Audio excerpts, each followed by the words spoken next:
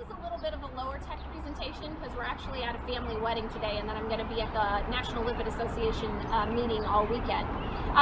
But I wanted to real quick talk briefly about what I'm going to present about next weekend, next Friday, because I'm excited about it and I think it's an area that we get a lot of questions about.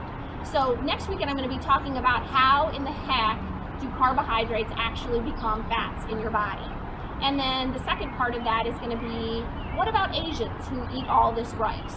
How exactly does that work? So we'll discuss those next Friday, and I'm going to have lots of sources that I post, but that's a little bit difficult to do today since I'm away from town.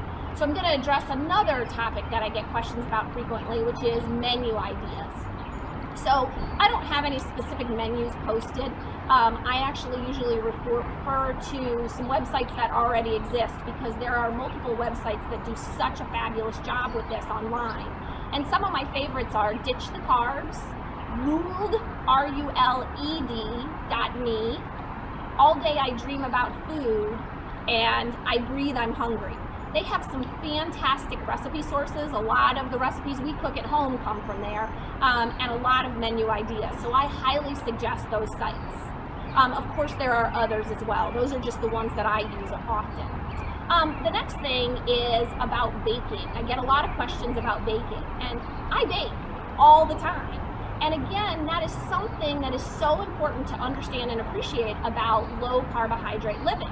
And that is that baking is part of the lifestyle.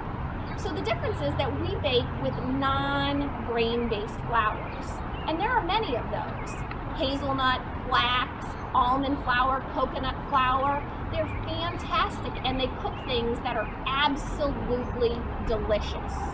So in addition to those non-grain-based flours, there are other things that one should have in a good, well-stocked baking, low-carb lifestyle family pantry. And one of the big ones actually is psyllium husk. So psyllium husk is something that you see in the low-carb baking recipes often. And one of the things that can happen with people is when they see an ingredient that they're not familiar with, what's the first reaction we have to it? Well, I'm going to skip that recipe, right, because I don't know what that is.